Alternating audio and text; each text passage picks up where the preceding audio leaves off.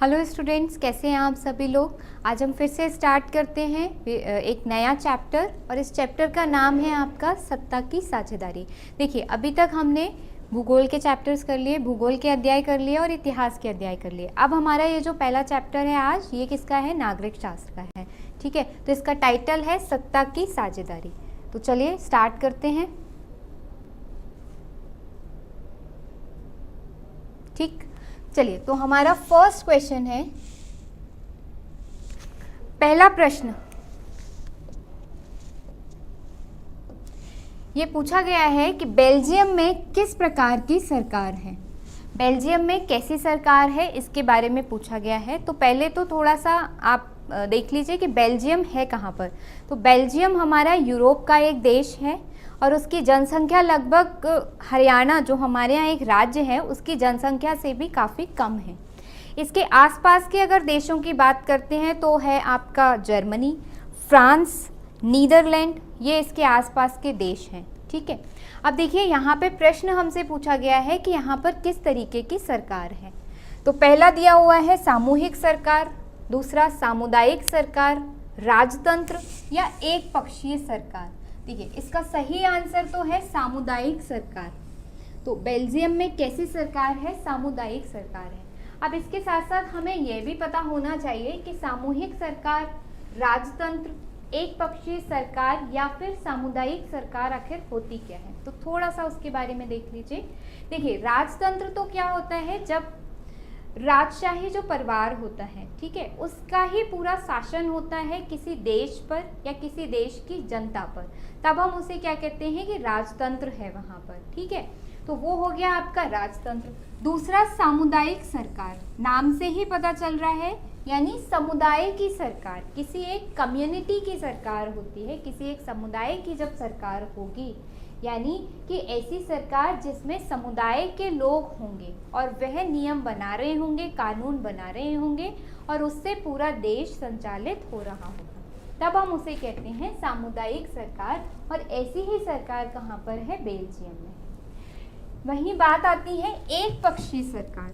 अगर बात करेंगे एक पक्षीय सरकार की, ऐसी सरकार जिसमें सिर्फ एक पक्ष हो, विपक्ष की जिसमें कोई भूमिका ही नहीं है, सारा का सारा काम वही एक पक्ष कर लेता है, दूसरे पक्ष का वहाँ पर कोई रोल, कोई भूमिका नहीं है, तब वैसी सरकार कहलाती है एक पक्षीय सरकार।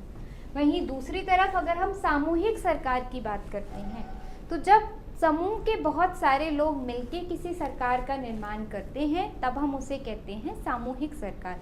तो बिल्कुल साधारण शब्दों में हमने 4 तरीके की जो सरकारें हैं इनके बारे में देख लिया: राजतंत्र, सामुदायिक सरकार, एक पक्षीय सरकार और सामूहिक सरकार, जिसमें बेल्जियम, जो कि यूरोप का एक देश है, जिसके जो निकटवर्ती देश, जिसमें फ्रांस, जर्मनी और आपका ये नीदरलैंड आता है, वहाँ पर कैसी सरकार है? तो वहाँ पर सामुदायिक सरकार है। ठीक है, चलिए चलते हैं दूसरे प्रश्न की ओर। देखिए, दूसरा प्रश्न हमसे पूछा गया है, श्रीलंका स्वतंत्र राष्ट्र कब घोषित हुआ? ठीक, तो पहली बात तो श्रीलंका की थोड़ी सी स्थिति हमें पता होनी चाहिए, क्योंकि हो सकता है इस बात, क्योंकि देखिए जो ये पहला आपका अध्याय है सत्ता की साझेदारी, इसमें उन्होंने 2 उदाहरण लेकर के सत्ता की साझेदारी को समझाया है। एक उदाहरण उन्होंने बेल्जियम का लिया है, एक उदाहरण उन्होंने श्रीलंका का लिया है हमारी जो बुक है उसमें। तो इसलिए हमें बेल्जियम की स्थिति भी पता होनी चाहिए और श्रीलंका की स्थिति भी पता होनी चाहिए। तो बेल्जियम की हमने पता कर ली, अब थोड़ा सा श्रीलंका की देख लेते हैं। श्रीलंका आपका एक द्वीपीय देश है। जब हम भारत का नक्शा देखते हैं तो देखते हैं अक्सर पास में, जैसे अगर भारत का ये जो आपका दक्षिणी इलाका है भारत का, तमिलनाडु का, इसके पास में हमें कुछ इस तरीके का एक द्वीपीय देश दिखाई देता है। तो श्रीलंका एक द्वीपीय देश है। द्वीपीय देश का मतलब ये है चारों ओर से समुद्र से घिरा हुआ है। ठीक है, और तमिलनाडु जो कि भारत का ही एक राज्य है, इसके पास में है। ठीक, अब पूछा गया है कि यहाँ पर स्वतंत्रता कब आई और ये कब स्वतंत्र हुआ था। तो देखिए, ये स्वतंत्र हुआ था 1948 में, 1948 में इसे स्वतंत्र घोषित किया गया था। किसे? श्रीलंका को। 1947 हमें पता है भारत का स्वतंत्रता दिवस, मतलब भारत को स्वतंत्रता मिली थी 1947 में, जबकि 1950 में भारत का संविधान लागू हुआ था और भारत का एक गणतंत्र, भारत गणतंत्र के रूप में सामने आया था। ठीक है, चलिए।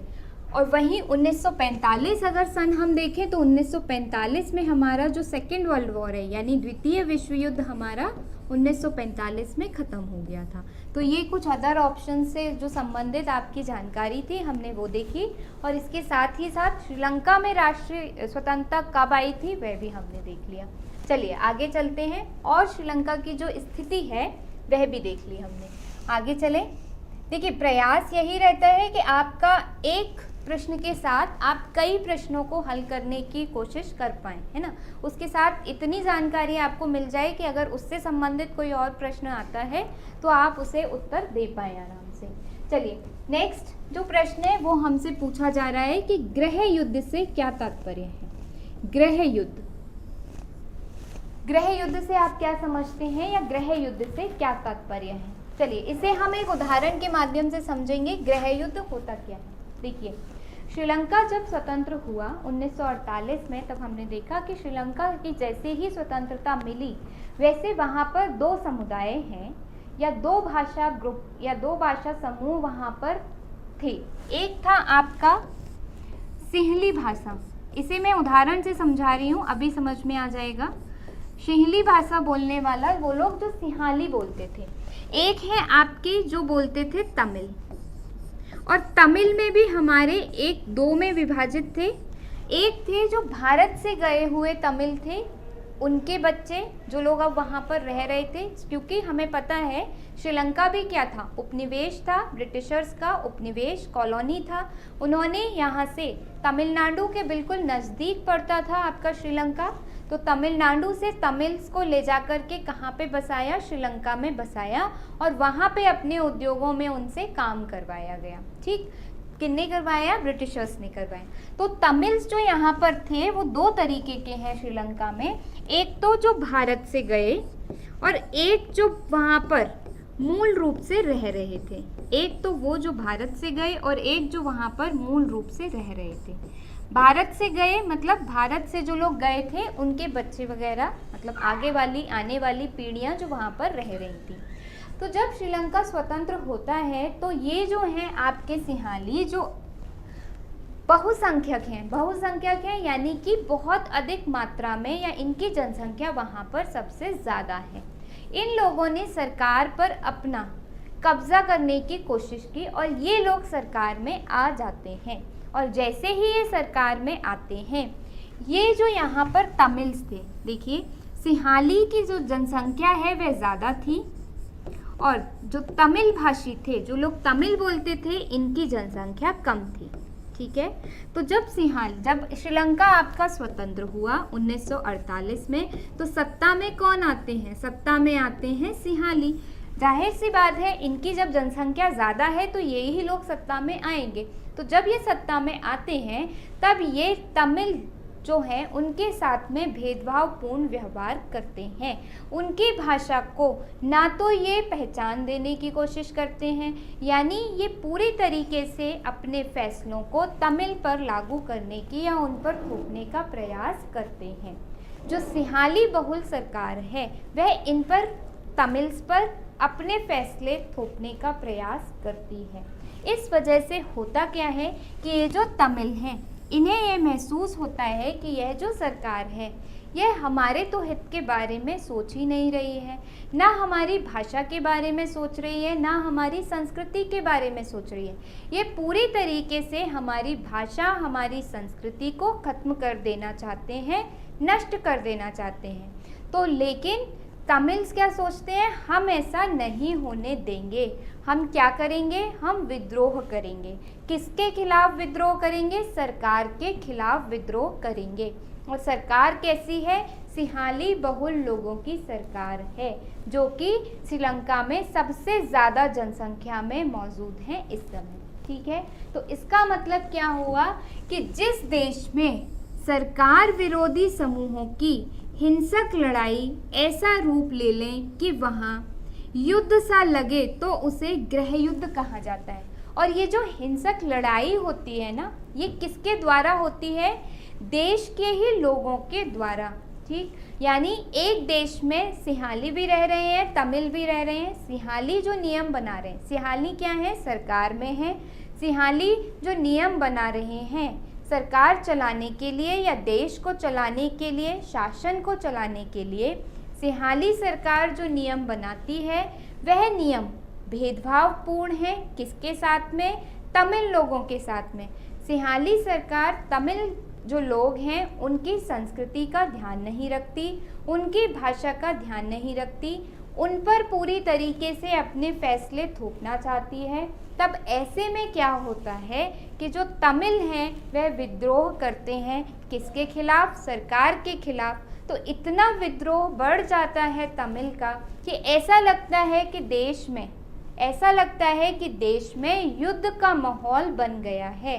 तब इस तरीके के युद्ध को हम क्या कहते हैं? गृह युद्ध कहते हैं। यानी कैसा युद्ध?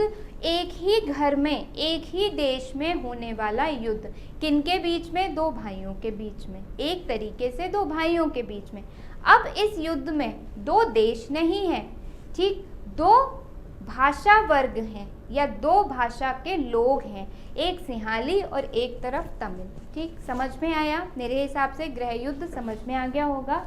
बिल्कुल, दो देश नहीं है, उनके बीच युद्ध नहीं हो रहा है। जिस प्रकार से देखिए क्या होता है जब हमारी लड़ाई होती है, तो एक तो लड़ाई दो पड़ोसियों की हो गई, यानी पड़ोसी ए पड़ोसी बी, इनके बीच में लड़ाई होती है, तो हम क्या कहते हैं? उसे बाह्य युद्ध कहते हैं। जगह को लेकर ही कि आपने, हमारे मकान यहाँ तक था और तुम्हारा मकान यहाँ तक था, तो ए कहता है कि तुमने हमारे मकान, अपना मकान आगे बढ़ा करके हमारी ज़मीन ले ली, है ना। तो एक टाइप की लड़ाई हो जाती है, एक तरीके का युद्ध हो जाता है। तो दो पड़ोसियों के बीच में हो रहा है। लेकिन कई बार ऐसा भी होता है कि घर के ही दो भाई कहते हैं हमारा बंटवारा कर दो, हमें अलग अलग रहना है। तब जो युद्ध होता है उसे हम क्या बोलते हैं? गृह युद्ध बोलते हैं, गृह कलेश भी बोलते हैं। ठीक, बिल्कुल, अगर हम घर की भाषा में बोलें, एकदम सिंपल भाषा साधारण में, तो गृह क्लेश बोलते हैं उसको। ठीक है, तो क्या हो रहा है उसमें कि एक ही देश के रहने वाले दो अलग अलग जाति के या दो अलग अलग भाषा के लोग हैं जो क्या कह रहे हैं कि हमारे साथ में भेदभाव हो रहा है, इसलिए हम क्या करेंगे? विरोध करेंगे। तब उस युद्ध को हम क्या कहते हैं? गृह युद्ध कहते हैं। ठीक है, क्लियर हुआ आप लोगों को? तो चलते हैं हम आगे। ठीक, इसकी परिभाषा याद रखिएगा और एक उदाहरण लिख लीजिएगा। उदाहरण जैसे कि श्रीलंका का गृह युद्ध। ठीक है, श्रीलंका में जो गृह युद्ध हुआ था 1948 के बाद में, उसे हम यहाँ पर उदाहरण के रूप में दे सकते हैं। ठीक, चलो आगे चलते हैं अगले प्रश्न की ओर। चलिए, अब प्रश्न हमसे पूछ रहा है एथनिक या जातीय से क्या तात्पर्य है। एक शब्द है एथनिक या जातीय, इससे आप क्या समझते हैं या इसका क्या मतलब है, ये हमसे पूछा गया है। चलिए देखते हैं इससे क्या समझते हैं। ऐसा सामाजिक विभाजन जिसमें हर समूह अपनी अपनी संस्कृति को अलग मानता है, यानी यह साझी संस्कृति पर आधारित सामाजिक विभाजन है। देखिए, एथनिक या जातीय क्या होता है? एक समाज, जैसे हमारा समाज ही हम बात कर लें, यहाँ पे हर समूह, ठीक है, कोई सिख है, कोई हिंदू है, कोई मुस्लिम है, हम क्या सब अपने अपने संस्कृति को मानते हैं, अलग अलग मानते हैं। लेकिन सामाजिक विभाजन है ऐसा समाज, यानी समाज इस तरीके से बटा हुआ हो जहाँ पर हर समूह, चाहे वह हिंदू हो चाहे वह मुसलमान हो, हिंदू के अंदर भी चाहे वो ब्राह्मण हो, चाहे वो ठाकुर हो, चाहे वो वैश्य हो, कोई भी हो, वह अपनी अपनी संस्कृति को अलग मानता है। वो ये नहीं मानते कि हमारी संस्कृति और इनकी संस्कृति एक है, सब अपनी संस्कृति को अलग मानते हैं। तब हम, यानी यह साझी संस्कृति पर आधारित सामाजिक विभाजन है। चाहे हिंदू हो चाहे मुसलमान हो, सबके पास में स्वतंत्रता है, आप जैसे चाहो अपने संस्कृति को आप अपना सकते हैं। ठीक, आपसे किसी भी तरीके की कोई भी किसी को भी दिक्कत नहीं होगी। तब ऐसे समूह को या ऐसी जातीय इस व्यवस्था को हम क्या कहते हैं, ऐसे सामाजिक विभाजन को हम क्या कहते हैं, एथनिक या जातीय।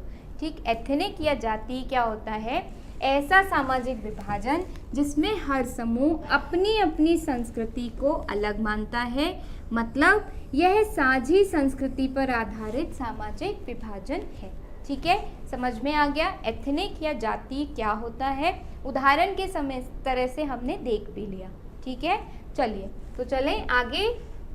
चलो आगे नेक्स्ट प्रश्न पर चलते हैं। अगले प्रश्न पर पूछा गया है, बहुसंख्यकवाद से क्या तात्पर्य है। ठीक, बहुसंख्यकवाद, एक होते हैं अल्पसंख्यक, एक होते हैं बहुसंख्यक। अगर हम शब्द से भी समझें, ठीक है, तो ही हमें समझ में आता है कि अल्पसंख्यक और बहुसंख्यक दोनों एक दूसरे के विलोम हैं। दरअसल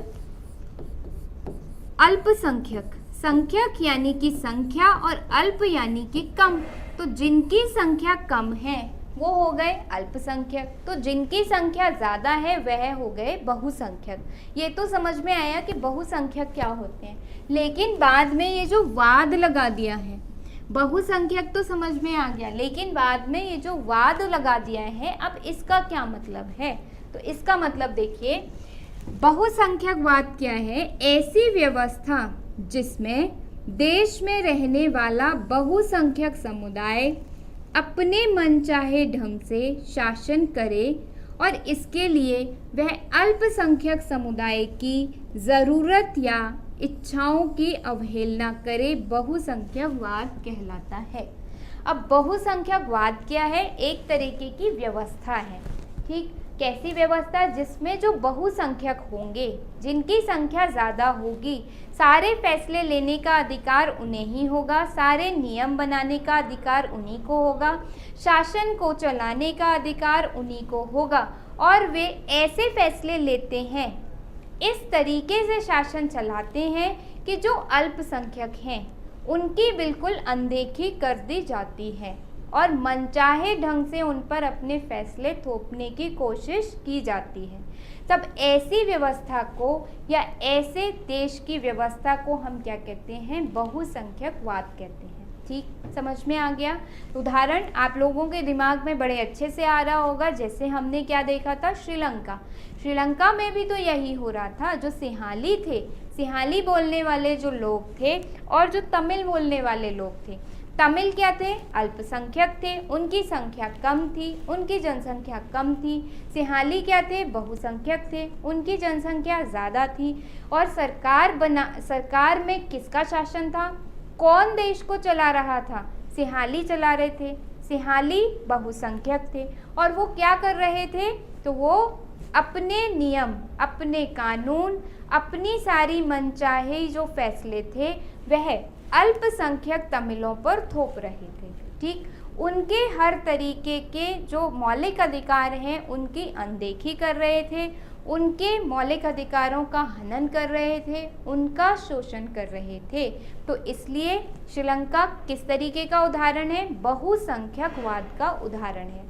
और इसी बहुसंख्यकवाद की वजह से वहाँ पर क्या पनपा, वहाँ पर गृह युद्ध पनपा।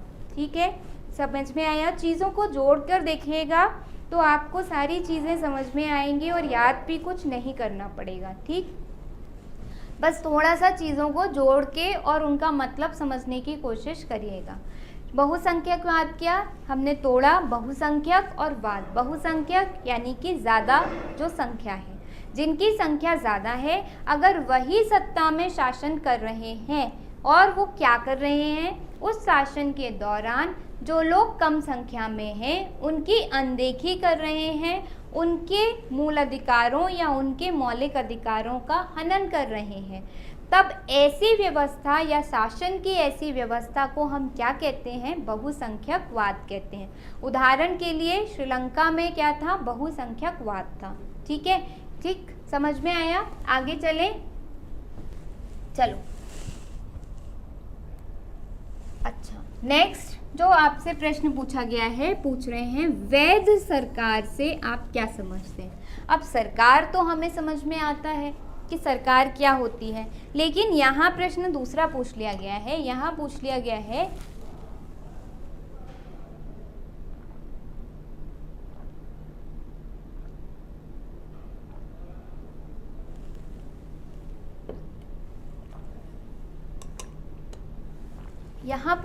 है वैध सरकार, यानी सरकार का एक कोई प्रकार है वैध सरकार। अब देखते हैं वैध सरकार क्या है। वह सरकार जो जनता द्वारा चुनी जाती है उसे क्या कहते हैं, वैध सरकार कहते हैं।